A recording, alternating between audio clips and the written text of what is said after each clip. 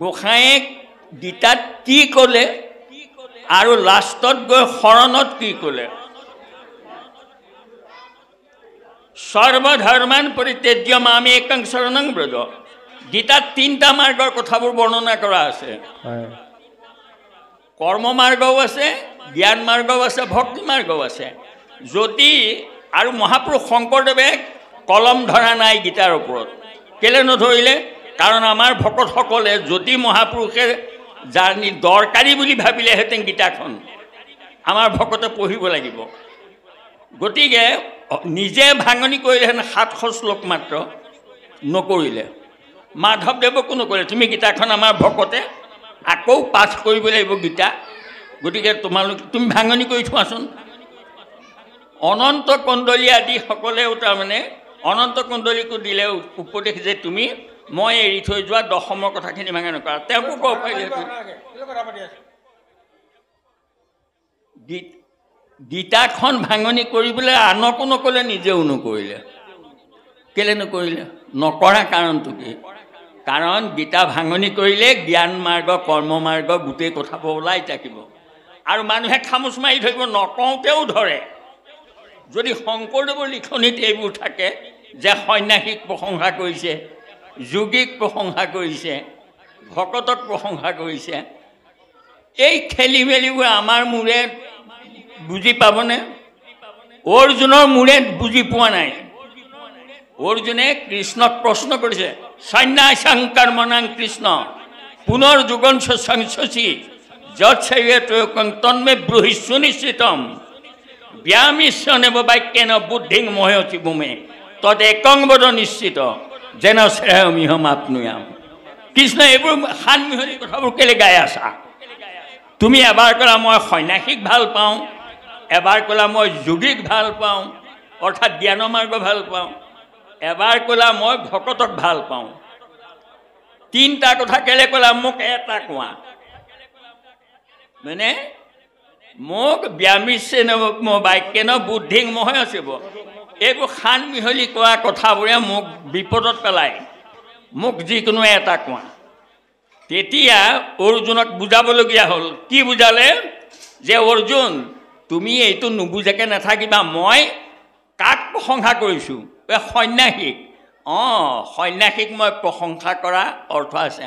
সন্ন্যাসীক প্ৰশংসা কৰিছোঁ, কৰ্ম মাৰ্গটো প্ৰশংসা কৰা নাই। কেলে কৰা নাই? কাৰণ কৰ্ম মাৰ্গ অতি দুষ্কৰ, সেইপিনে তোমাৰ বাপৰ সাধ্য নাই যাবলৈ। যিজনে দুষ্কৰ পথেদি গৈ মোৰ কাষ পাইছে তাক মই কোলাত লৈছোঁ।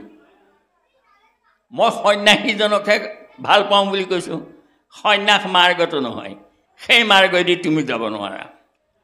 মহাযোগী যিসকল ইমান সাধনা কৰি কৰি কৰি গৈ মোৰ কাষ পালে তাক মই কিয় নল'ম? বা ইমান কণ্টক মই পথ আহি তই পালিহে মোৰ ওচৰ বোপাই। 3টা পথেদিয়ে ঈশ্বৰৰ কাষলৈ যাব পাৰি, কিন্তু এই 2টা কণ্টক পথ জ্ঞান আৰু কৰ্ম মাৰ্গেদি যাব নোৱাৰে। বিশ্বামিত্ৰ পৰাশৰ আদি মুনিগণ জলপত্ৰ বায়ু মাত্ৰ কৰয় ভজন। কামিনীজনৰ মুখ পদ্ম ফুললিত দেখি তাৰ আশব ভৰিলে কামে বিমোহিত। এইটো ভাগৱতৰ হেৰি এটা প্ৰথমতে কিয় দিলে? অৰ্থটো কি তাৰ? জ্ঞান মাৰ্গ কৰ্ম মাৰ্গ, কৰ্মত বিঘিনি বিস্তৰ, যাব নোৱাৰে। গতিকে মহাপুৰুষ শংকৰদেৱে ভাবিলে যদি জ্ঞান আৰু কৰ্মৰ কৃষ্ণই প্ৰশংসা কৰা কথাবোৰ ভাঙনি কৰি থৈ দিওঁ, চিধাই ভকতে ধৰিব। শংকৰদেৱে লিখি থৈ গৈছে কৰ্ম মাৰ্গ মানিব লাগে। এয়া দেখোন যোগ সাধনৰ কথা মানিব লাগে। শংকৰদেৱে লিখি থৈ গৈছে, ধৰিব নধৰিব মানুহবোৰে তে নিলিখে তেওঁ ধৰে। আৰু এতিয়াও এটা বিশ্বাস যে গীতা পাঠ কৰিলেহে সংঘৰ মানুহৰো কামত আহে। এইটো কেনেকুৱা কথা? ভাগৱত পঢ়ি আমনি লাগি গ'ল আৰু গীতাখন পাঠ কৰিব লাগিব। তে গীতাৰ পৰা উলিয়াই আনি একে খানি মাত্ৰ শাস্ত্ৰনিষ্ঠ বুলি ক'লে। শোক মোহ মহাপংক মাজে অৰ্জুন মগন ভৰিলে দেখি পৰম ঈশ্বৰ দৈৱকী নন্দনন্দনে কৃপাই ঈশ্বৰে তত্ত্ব কহি উদ্ধাৰিলা নিজ ভকতক। কৈ দিলে। তেনেহ'লে এতিয়া গীতাত কি আছে? ভগৱন্ত ভক্তিযুক্ত পুৰুষৰ আত্মবোধ। পুৰুষ মানে কি? পুৰুষ শব্দে দেহত থাকৈ সুতীয়া, এতেকে জীৱক কহে পুৰুষ বুলিয়া। পুৰুষৰ আত্মবোধ হ'ব। কি আত্মবোধ? মই কোন, মই কোন, এই বোধ হ'ব। কেনেকৈ? ও তোমাৰে সেই অংশ আমি যত জীৱ জাক, কিন্তু কি হ'ল? তোমাৰ মায়াই প্ৰভু বান্ধিলে আমাক। তোমাৰ প্ৰশ্নটো উত্তৰ ইয়াত সোমাই আছে। হয়, মাতৃগৰ্ভত দেখিছিলোঁ, কিন্তু জন্ম হোৱাৰ পিছতে মায়া সোপাই আৱৰি ধৰিলে, পাহৰি গ'লোঁ। গতিকে তোমাৰ মায়াই প্ৰভু বান্ধিলে আমাক বুলি কৈছে। গতিকে কৰ্ম মাৰ্গ, জ্ঞান মাৰ্গ আৰু ভক্তি মাৰ্গ, মাৰ্গ তিনিটা। এতিয়া গুৰুজনে ভাঙনি কিয় নকৰিলে? কৃষ্ণই ভাগৱতত কৈছে, ভাঙনি নকৰা অৰ্থটো কিজনী মানুহবোৰ ভুল পথেদি গুচি যাব। গীতাখন মই ভাঙনি কৰি থৈ গ'লে কিজনী মানুহবোৰে ধৰে। কৰ্ম জ্ঞান শংকৰদেৱে লিখিছে, গতিকে নিলিখিবা। মাধৱ, গীতাৰ সাৰখিনি আনা, একে ঠাই কৰি থোৱা। ঘোষাত গীতা গোটেই সোমাই থৈ গ'ল নে নাই? একে খানি মাত্ৰ শাস্ত্ৰনিষ্ঠ। দৈৱকী নন্দনে কৈলা যাক, দেৱো একমাত্ৰ দৈৱকী দেৱীৰ সুত। বুজিলেনে? তেতিয়াহ'লে আমাক আৰু কি ক'ব লাগে? শোকমোহ মহা পংক মাজে অৰ্জুন মগন ভৈলা দেখি, পৰম ঈশ্বৰ দৈৱকী নন্দনন্দন, কৃপায়ে ঈশ্বৰে তত্ত্ব কহি উদ্ধাৰিলা নিজ ভকতক। এইটো এটা ডাঙৰ কথা। কৃপায়ে ঈশ্বৰে তত্ত্ব কহি, শব্দকেইটা চাবা, কৃপা কৰি তত্ত্ব কৈছে। প্ৰতিটো শব্দ বিশ্লেষণ কৰিব লাগে। কৃষ্ণই অৰ্জুনক কৃপা কৰি কেতিয়া ক'লে? গোটেইবোৰ দেখোন অৰ্জুনৰ সন্দেহ, অৰ্জুনৰ প্ৰশ্নবোৰৰ উত্তৰ দি গৈ আছে। গতিকে কৃপা কৰি কেতিয়া ক'লে? আকৌ শব্দটো লগাই দিলে তত্ত্ব। কৃপা কৰি তত্ত্বটো কৈছে, তেতিয়াহ'লে অৰ্জুনৰ প্ৰশ্নোত্তৰবোৰ তত্ত্ব নহয়, কৃপা কৰি গোসাঁই কোৱাটো তত্ত্ব। সেই তত্ত্বটো ক'ত আছে? কেতিয়া ক'লে? ওলাবগে। গীতাৰ 700 শ্লোক আছে। 700 শ্লোকৰ ভিতৰত অষ্টাদশ অধ্যায় 18 অধ্যায়টোত 78টা শ্লোক আছে। 78টা শ্লোকৰ 1, 2, 3, 4কে গৈ গৈ গৈ গৈ গীতাৰ অষ্টাদশ অধ্যায়ৰ 61 নম্বৰ শ্লোক। সেই শ্লোকটোত ক'লেগৈ, ঈশ্বৰ সৰ্বভূতানাং হৃদেশে তিষ্ঠতি অৰ্জুন, ভ্ৰাময়ন সৰ্বভূতানি যন্তৰুহানি মায়য়া। 62টোত ক'লে, তমেব শৰণং গচ্ছ সৰ্বভাৱেন ভাৰত। তমেব শৰণং গচ্ছ সৰ্বভাৱেন ভাৰত। তমেব শৰণং গচ্ছ সৰ্বভাৱেন ভাৰত। তৎপ্ৰসাদাৎ পৰাং শান্তি স্থানং প্ৰাপ্স্যসি শাশ্বতম। অৰ্জুন, তুমি ঈশ্বৰ, মই ঈশ্বৰ, মই চবতে থাকোঁ। ঈশ্বৰ চবতে আছে বুলি কৈছে। কৃষ্ণই মই ঈশ্বৰ বুলি কোৱা নাই তেতিয়ালৈকে। ঈশ্বৰ সকলোতে আছে। থাকি কি কৰে? ৰথীয়ে ৰথ যে চলায়, সেইদৰে সকলোকে ময়ে চলাই থাকোঁ। তোমাৰ হৃদয়তো মই অৱস্থান কৰি আছোঁ, তাৰমানে সকলোতে ঈশ্বৰ আছে। তুমি সেই ঈশ্বৰলৈ মনটো লগোৱা, অৰ্থাৎ আত্মালে। তমেব শৰণং গচ্ছ, প্ৰথম শব্দ। মোক ভজা বুলি কোৱা নাই, তেওঁক ভজা দেই। তমেব শৰণং গচ্ছ সৰ্বভাৱেন ভাৰত। সৰ্বপ্ৰকাৰে তুমি তেওঁক শৰণ গ্ৰহণ কৰা, অৰ্থাৎ আত্মাত মনটো লগাই দিয়া। তৎপ্ৰসাদত সেই আত্মাৰ প্ৰসাদত তুমি ঈশ্বৰক দেখা পাবা এইবুলি কৈ দিলে। দিয়াৰ পিছত ক'লে ইটিত কোৱাৰ পিছত অৰ্জুনক ক'লে ইটিতে জ্ঞানমখ্যাতং গুজ্জাত গুজ্জতৰং ময়া বিমিছয়ে তৎসেন শেষেন যথেচ্ছসি তথা কুৰু। মই তোমাক অখ্যাত জ্ঞানম অখ্যাতম তাৰমানে গুপ্ত হৈ থকা কথাবোৰ, শাস্ত্ৰত লুকাই থকা কথাবোৰ তুমি নাজানা, আৰু মই সেইখিনি তোমাক বুজাই কৈ দিলোঁ, প্ৰখ্যাত কৰি ক'লোঁ। এতিয়া তোমাৰ নিজৰ মগজু আছে, বিমিছয়ে তৎসেন যথেচ্ছসি তথা কুৰু, কোনটো পাৰা তুমি ধৰা। তাৰমানে তাত এতিয়া অৰ্জুনক কি ক'লে? জ্ঞান মাৰ্গৰ কথা ক'লে, কৰ্ম মাৰ্গৰ কথা ক'লে, ভকতিৰ কথা ক'লে। তে সন্ন্যাসীক প্ৰশংসা কৰিলে, জ্ঞানীক প্ৰশংসা কৰিলে, ভকতক প্ৰশংসা কৰিলে। এতিয়া তুমি চলি যাই চাই পেলাই কোনটো ধৰা ধৰা তোমাৰ মগজুৰে। তেতিয়া অৰ্জুন আকৌ নিমাত হৈ গ'ল, কোনটো ধৰিম এতিয়া? কৃষ্ণইতো মোক বহুত ক'লে, হাই হাই কোনটো ধৰিম কোনটো ধৰিম? তেতিয়া কৃষ্ণৰ কৃপা আহিলে। অৰ্জুনে মোক ইমানবোৰ প্ৰশ্ন কৰিলে, সি আচল প্ৰশ্নটো কৰিবই জনা নাই। গতিকে মই মোৰ সখী ইয়াক মই সঁচা কথাটো কৈ দিব লাগিব। সেই সময়ত কৃপা আহিছে, তেওঁৰ কৃপা সেই সময়ত আহিছে যেতিয়া দেখিছে যে গীতা শুনাৰ পিছতো, আত্মাত শৰণ ল'বলৈ কোৱাৰ পিছতো অৰ্জুনে একো চিন্তা কৰি উলিয়াব নোৱাৰা হৈ গ'ল। তেতিয়া গোসাঁইৰ কৃপা আহিলে। কৃপা আহি পেলাই ক'লে, অৰ্জুন আগতে কোৱাবোৰ গুজ্জাত গুজ্জতৰং ময়া, গোপনীয়তকৈও গোপনীয়। অৰ্জুন সৰ্বগুজ্জতমং, আটাইতকৈ গোপনীয়টো। শ্ৰীনু শুনা, মে পৰমং বচ, মই ক'বলগীয়া পৰমাৰ্থ কথা। পৰমং বচ, মই ক'বলগীয়া, মই ইচ্ছা কৰি কৈছোঁ, কৃপা কৰি কৈছোঁ। তুমি এইটো সোধা নাই, তুমি এতিয়া তোমাৰ মূৰ ঘূৰালে কি হ'ব? তুমি যিমানবোৰ প্ৰশ্ন কৰিলা কৈ দিলোঁ, গুজ্জাত গুজ্জতৰং, গোপনীয়তকৈ গোপনীয় প্ৰশ্ন কৰিলা, মই চব কৈ দিলোঁ। এতিয়া গোটেইবোৰ চালি যাইছে, কোনটো পাৰা লোৱা? যে তুমিতো মোক আচলটো সোধাই নাই। গতিকে মই ক'ম তোমাক আচলটো, সৰ্বগুজ্জতমং, আটাইতকৈ গোপনীয়।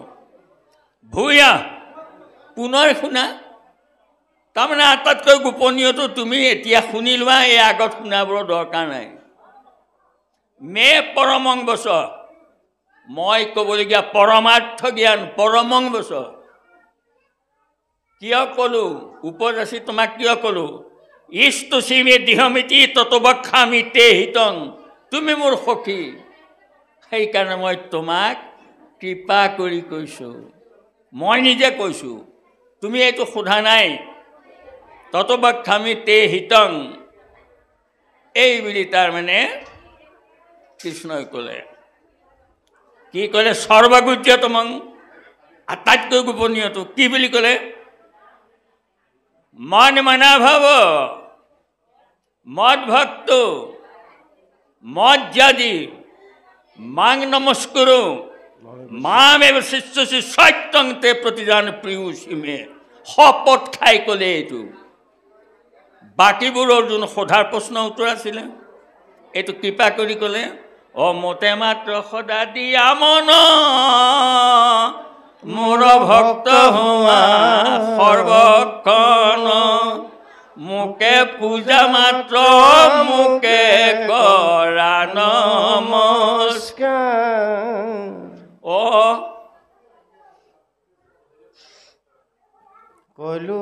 কহিলো তোমাৰ সত্যবাণী পাইবা সুখে মোক মহামানী।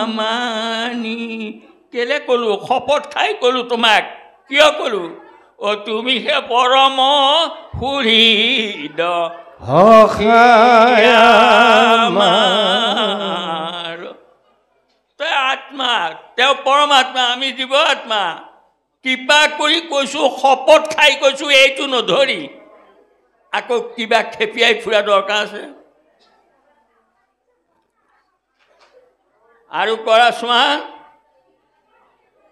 এইটো কৰিব লাগিব। তুমি মোত মন দিয়া, মোৰ ভক্ত হোৱা, মোক পূজা, এইটো কৰিবলৈ গ'লে আৰু এটা কাম কৰিব লাগিব। কি? সৰ্বধৰ্মান পৰিত্যাজ্য। যিমানবোৰ সুধিছিলা ধৰ্মৰ কথা, সব বাদ দিয়া। মাম একং শৰণং ব্ৰজ, একমাত্ৰ মোক শৰণ লোৱা, ময়ে ঈশ্বৰ। তেওঁ বুজি পোৱা নাছিলে ঈশ্বৰ সৰ্বভূতানাং। ঐ ময়ে আছোঁ চবতে, মোক ভজিলেই হ'ব, ময়ে ঈশ্বৰ।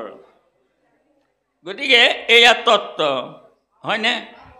সৰ্বধৰ্মান পৰিত্যাজ্য মাম একং শৰণং ব্ৰজ, অহং ত্বং সৰ্বপাপেভ্যো মোক্ষয়িষ্যামি মা শুচঃ। শপত খাই ক'লোঁ। আৰু পৰমং বচঃ, পৰমাৰ্থ তত্ত্ব। সেইখিনিতে এয়া হোৱাৰ আগত কি কৈছিলে? অৰ্জুনক স্বতন্ত্ৰতা দিছিলে 61 নম্বৰ শ্লোকত।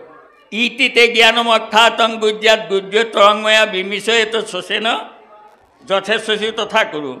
তুমি অখ্যাত জ্ঞান, নজনা জ্ঞান মোক সুধিলা, মই কৈ দিলোঁ, চব ক'লোঁ, কৈ এদায় কৰিলোঁ। তোমাৰ প্ৰশ্ন নাইতো এতিয়া তোমাৰ মগজু খটুৱাই কোনটো ধৰা কৰা। যেতিয়া অৰ্জুনে ধৰিব নোৱাৰা হ'ল, তেতিয়াহে আচলটো কৈছে, কৃপা কৰি কৈছে। হয়নে কথাটো? ইমান সুন্দৰ। গতিকে এতিয়া সেই অৰ্জুনৰ দৰে অৰ্জুন বিমোচিত হৈছে নাই সেইখিনিলৈকে? অষ্টাদশ অধ্যায়ৰ 62 নম্বৰ শ্লোকলৈকে, 61লৈকে গণ্ডগোলত পৰিছে। আমি নপৰিম নে? সেইকাৰণে কোৱা হয় যে তাত যে কৈছে, গীতা পঢ়ি শাস্ত্ৰ মত পায়া মাত হয় বাতুল। শাস্ত্ৰ পঢ়ি কৰিতে নোৱাৰে একমূল, একমূল নকৰিলে দেখে নানা পথ, এতেখা মূৰ্খে তাৰ নাপায় তত্ত্ব। ক'ত পাব তত্ত্ব? পণ্ডিতে নাপায়। গতিকে সেইকাৰণে কৈ দিলে আমাৰ দৰকাৰ নাই সেইবোৰ। এতিয়া স্পষ্ট কৰি দিছোঁ মই এটা কথা। শংকৰদেৱে এয়া প্ৰচাৰ কৰিছে, ভাগৱত ব্যাস হেৰিয়াক শ্ৰীনাৰায়ণে ব্ৰহ্মাক দিছিলে, ব্ৰহ্মাই নাৰদক দিলে, ক্লিয়াৰিফিকেশ্যন দিছে তাত। সন্দিকৈ এই কথাবোৰ একান্তভাৱে চাই ল'বা, লৈ যাতে তেওঁলোকৰ বাক্যবোৰৰ তাৰমানে বিৰূপ কথা আমি নকওঁ। ব্ৰহ্মাই নাৰদক ভাগৱত দিলে, কি দিলে নালাগে, কিন্তু সতৰ্কবাণী কি শুনালে? কৈলো ভাগৱত তোমাৰ আগত কৃষ্ণ কথা মাত্ৰ সাৰ। কি ক'লে? কৃষ্ণ কথা মাত্ৰ সাৰ, মাত্ৰ সাৰ, মাত্ৰ হয়। এই কথা মই কোৱা নাই, কোনে কৈছে? মত ভগৱন্তে পূৰ্বে কৈছন্ত। মাত্ৰ শব্দটোত গুৰুত্ব দিছে। মাত্ৰ মই নিজে কোৱা নাই, মোক ঈশ্বৰে কোৱা কথা কৈছোঁ। তোমাক কিয় ক'লোঁ? তুমি সৰ্বজান, ইটো শাস্ত্ৰখান প্ৰচাৰ কৰা লোকতো কেলে প্ৰচাৰ কৰিবা? অজ্ঞান গুচুক, অজ্ঞানতা গুচাব লাগিব মানুহৰ। ভাগৱত 7 দিন পঢ়ি থাকি নহয়, অজ্ঞানতা গুচাব লাগিব মানুহৰ। সংসাৰত তৰক, সংসাৰ তৰিব লাগিব। আৰু মিলোক ভক্তি কৃষ্ণত, 3টা কথা। ভাগৱতে অজ্ঞানতা গুচাব লাগিব, 2য় কথা সংসাৰ তৰিব লাগিব, 3 নম্বৰ কথা কৃষ্ণত ভকতি হ'ব লাগিব। এই 3টাহে কথা ভাগৱতৰ, হয়নে? আচ্ছা, মিলোক ভক্তি কৃষ্ণত। কিন্তু মুনিবৰ সাৱধান, কিন্তু মুনিবৰ ভকতি ৰসৰ, ভক্তি মাৰ্গৰ বিঘাত হেন নহয়, যাতে ব্যাঘাত নজন্মে ভকতিত। শব্দবোৰ চাবা তাৰ কাৰণে সাৱধান বানি বিঘাত হেন নহয় 4 জ্ঞান কৰ্ম কি ক'লে জ্ঞান মাৰ্গ কৰ্ম মাৰ্গ বাদ দিবলৈ ক'লে নাই ত্যাগ কৰা হয় 4 জ্ঞান কৃষ্ণ সেৱা ধৰ্ম কৰিবা মাত্ৰ উদয় ব্ৰহ্মাই নাৰদক ভাগৱত দিওঁতে কৈছে জ্ঞান মাৰ্গ কৰ্ম মাৰ্গৰ কথা ভাগৱত প্ৰশংসা নকৰিবা কেতিয়াও ভুল কৰিব মানুহে তেনেহ'লে জ্ঞান মাৰ্গ কৰ্ম মাৰ্গ ক'ৰ পৰা চলিলে আকৌ এতিয়া সেইখন ভাগৱত নহয়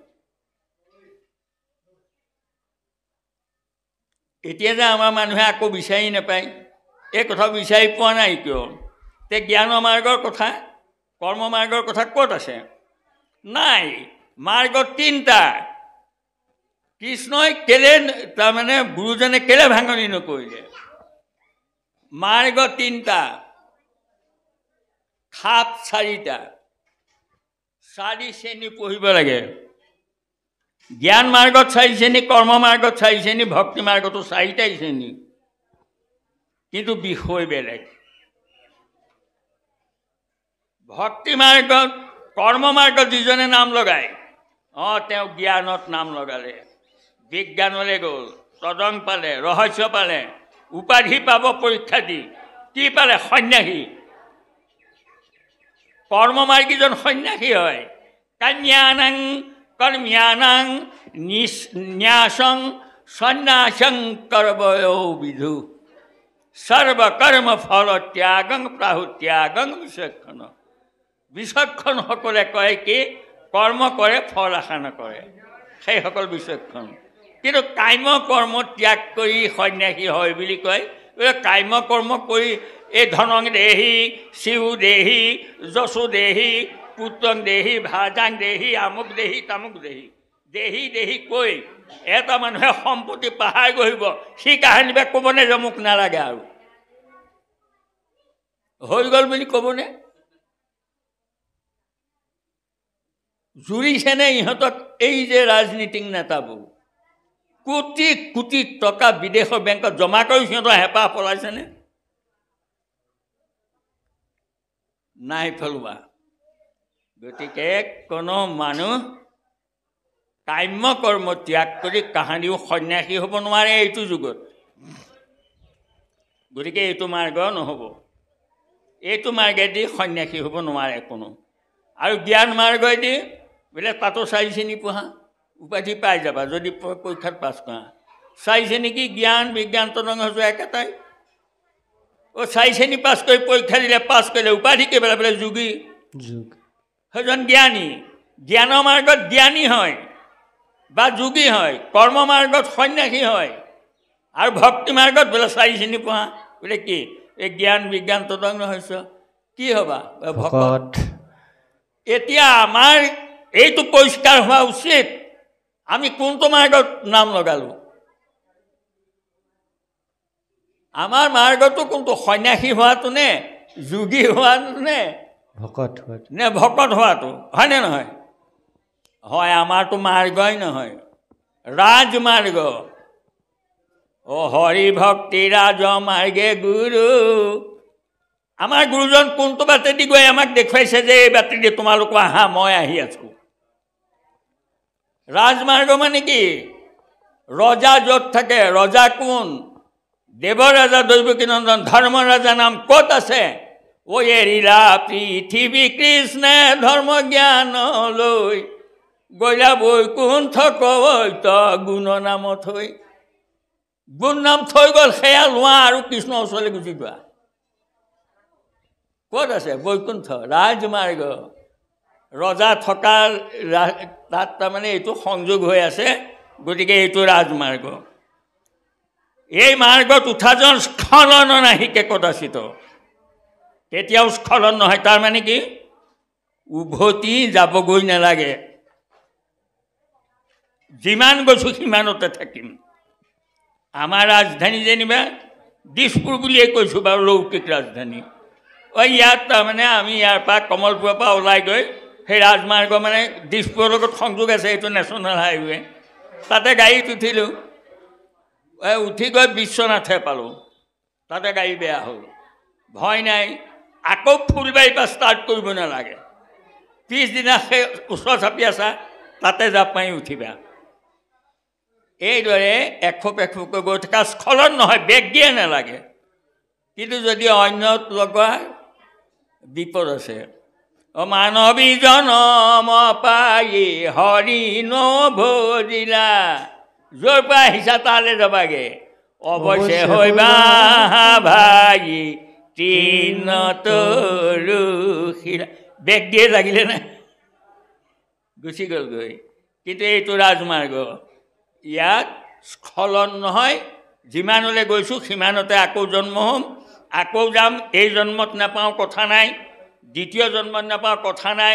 আৰু মইতো তাৰমানে তালৈ যাবলৈ মোৰ মনেই নাই। মোক ভগৱন্তই ইয়াতে জন্ম দিয়ক আৰু আপোনাৰ খবৰ দৰে সাধু সংগত বহি কথা পাতি থাকিবলৈ দিয়ক, মই ইয়াতে থাকোঁ। এইটো গতিকে দেৰিকৈ নহওক, এই তিনিটা কথা। আৰু এটা কথা আমি মন কৰিব লাগিব।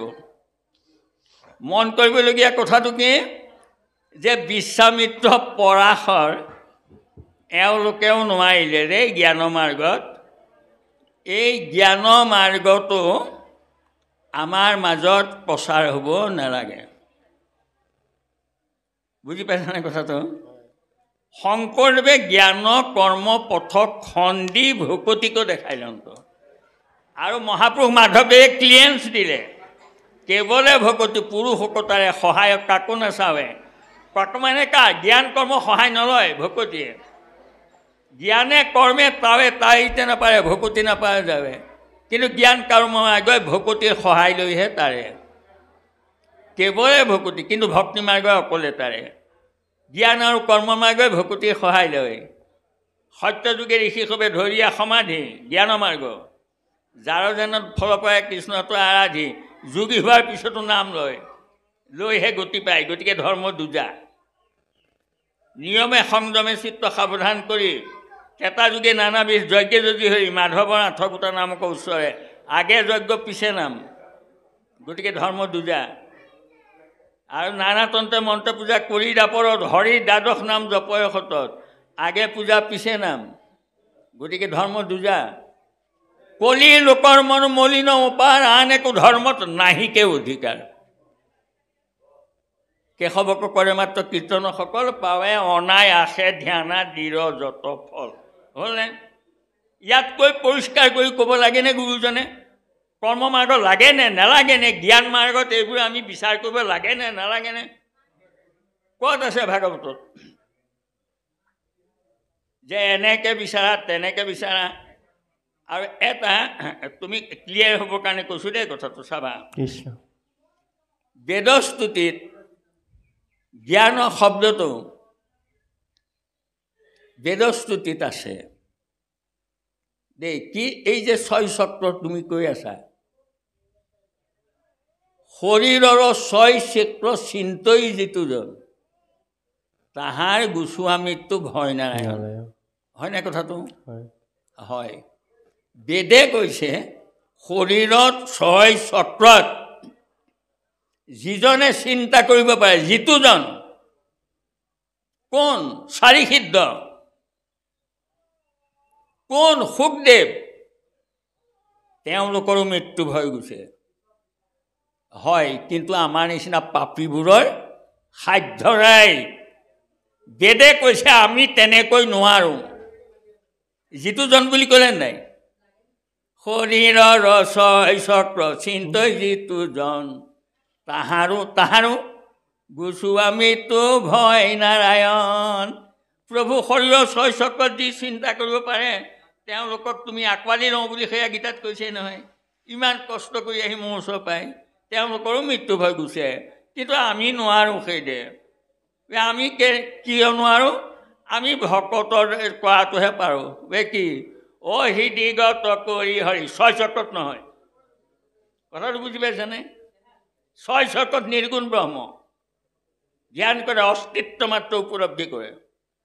সেইকাৰণে ফেইল হয় যোগীবোৰ, স্খলন হয়, ধৰি ৰাখিব নোৱাৰে। বিশ্বামিত্ৰ স্খলন হৈ গৈছে, পৰাশৰ স্খলন হৈছে। আমাৰ কি সাধ্য কলিযুগৰ মানুহৰ? গতিকে সেইকাৰণে ভাগৱতত জ্ঞান মাৰ্গৰ কথা ব্যাখ্যা নকৰিবা, নক'বা, কেতিয়াও নক'বা। যে অকল নাম ল'ব ক'বা, ব্যাখ্যা কৰা নাম লোৱা। আমি কোৱা নাই, ঈশ্বৰে কোৱা কথা নহয় জানো বাৰু? বেদে কৈছে, আমি সেইদৰে নোৱাৰোঁ। শৰীৰৰ 6 চক্ৰ সেইটোতে খামোচ মাৰি ধৰি পণ্ডিতবোৰে ব্যাখ্যা কৰি ফুৰে। 6 চক্ৰত চিন্তা কৰিবলৈ কৈছে। আৰে বেদে কৈছে আমি তেনেকৈ নোৱাৰোঁ। আমি কেনেকৈ পাৰোঁ? হৃদিগত কৰি হৰি সম্পত্তি তোমাক উপাসা কৰোঁ আমি সবে বেদজা। আমি কিন্তু তোমাক হৃদয়ত উপাসা কৰোঁ। কেনেকৈ? অজ্ঞানী নিৰাকাৰ ব্ৰহ্ম সমাধিত ধৰে ভকতে সাকাৰ ৰূপ চিন্তি নাম স্মৰে। আমি হৃদয়ত ঈশ্বৰৰ ৰূপ ধ্যান কৰোঁ। গতিকে আমি আকৌ জ্ঞানী 6 চক্ৰলৈ কেলৈ যাম? বা যক কোনোবাই পাৰিলে, কিন্তু পাৰিবনে? কাৰোবাৰ সাধ্য আছেনে? বিশ্বামিত পৰাশৰে নোৱাৰে, হয়নে কথাটো? এই কথাটো একদম খাটাং হৈ লোৱা দেই। তুমি যে কৈছা মই দেউতাৰ পৰা শিকিছোঁ, গতিকে তুমি নিৰ্ভয় হোৱা, খাটাং হৈ লোৱা। ব্যাস নিগদতি লব্ধমতি, ব্যাসে লিখিছিলে এইবোৰ চব। কিন্তু সেইবোৰ কি আছিলে? মন্ত্ৰ। তেওঁ মন্ত্ৰ লিখিছিলে। ব্যাস নিগদতি লব্ধমতি শুনি হোৱা নন্দে কৰ্ণপাতি, সেইবোৰ লিখিছিলেহে।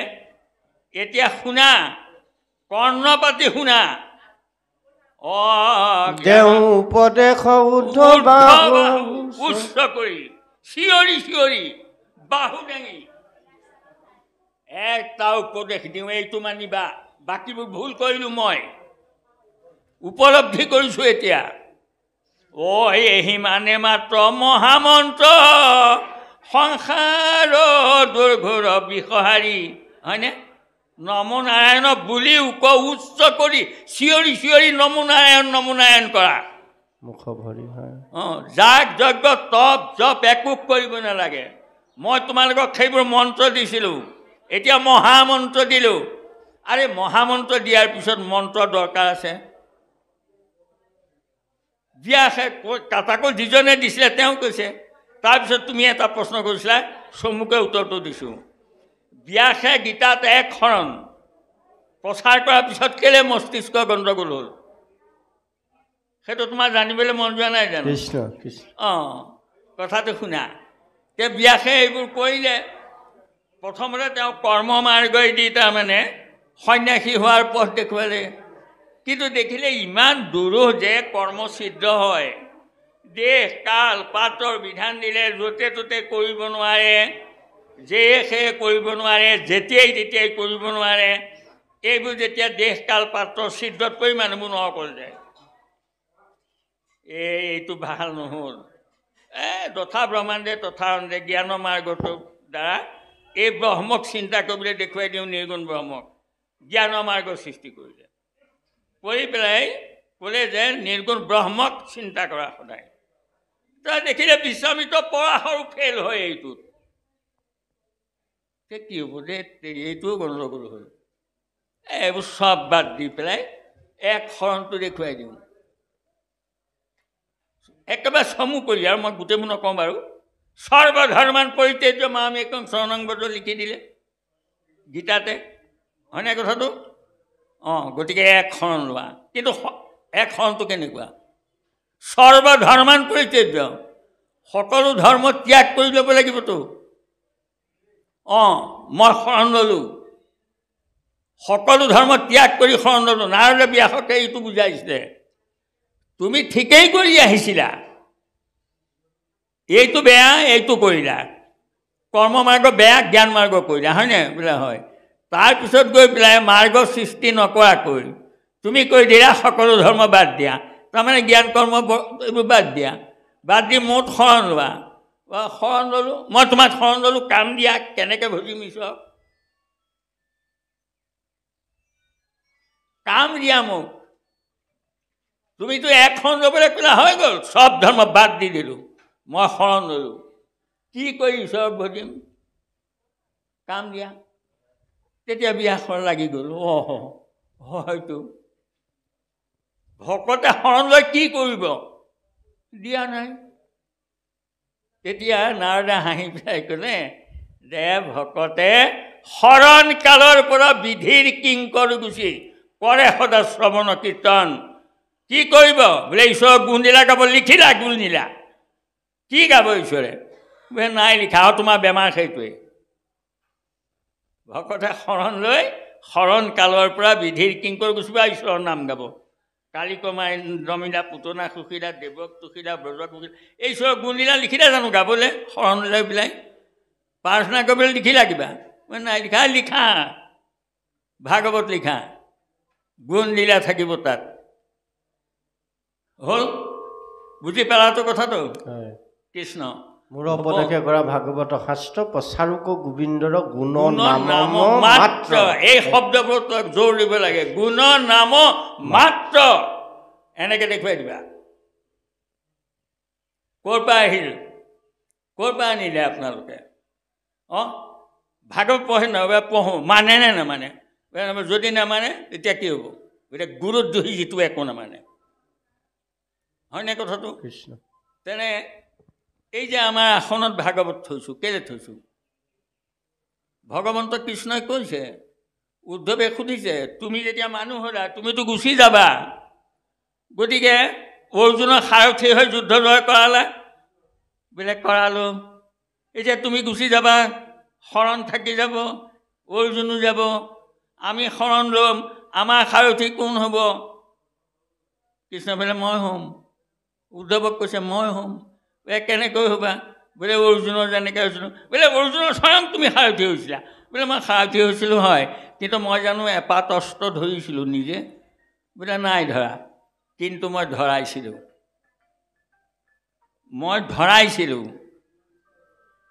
যে কেনেকৈ? এটা চমু উদাহৰণ দিছোঁ। অশ্বত্থামাই ব্ৰহ্মশৰ মাৰিলে, অৰ্জুনৰ মূৰত একো কথাই নাই, বুজিয়েই নাপায় কি আহিছে এইবোৰ জ্বলি পকি। গোসাঁই কৈছে প্ৰভু এইটো কি আহিছে জ্বলি পকি?